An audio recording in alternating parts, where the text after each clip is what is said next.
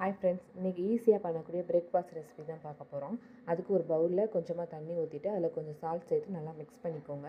இதோட நான் ஒயிட் அவல் நான் சேர்த்துக்கிறேன். நான் திக்காக இருக்க அவல் எடுத்துக்கிறேன். அதனால் நான் சோக் பண்ணி எடுத்துக்கிறேன். நீங்கள் இது தின்னாக இருக்க அவல் எடுக்கிறதா இருந்தால் ஜஸ்ட் நீங்கள் வாஷ் பண்ணி மட்டும் போட்டுக்கிட்டால் போதும். ஸோ அதை சோக் பண்ணி தனியாக வச்சுருங்க. அப்புறம் ஒரு கடாயில் கொஞ்சமாக எண்ணெய் ஊற்றி கடுகு சீரகம் போட்டு நல்லா பொரிஞ்சதுக்கப்புறமா ஒரே ஒரு பச்சை மிளகாயை குட்டியாக நறுக்கி எடுத்து வச்சுக்கோங்க.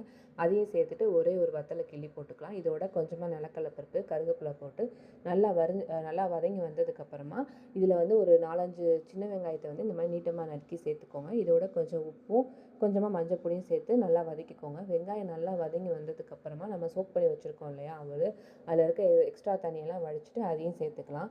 இது ஜஸ்ட் ஒரு 2 மினிட்ஸில் ரெடி ஆகிடும். ஸோ நல்லா எல்லாமே ஒன்றா மிக்ஸ் ஆகிற வரைக்கும் நம்ம வதக்கினா மட்டும் போதும். எல்லாம் வதங்கி வந்ததுக்கப்புறமா இதில் கொத்தமல்லி தழை தூவி நம்ம ஆஃப் பண்ணிடலாம். இது சட்டுன்னு ஒரு 10 to 15 மினிட்ஸில் ரெடி பண்ணிடலாம். நீங்களும் ட்ரை பண்ணி பாருங்கள். நம்ம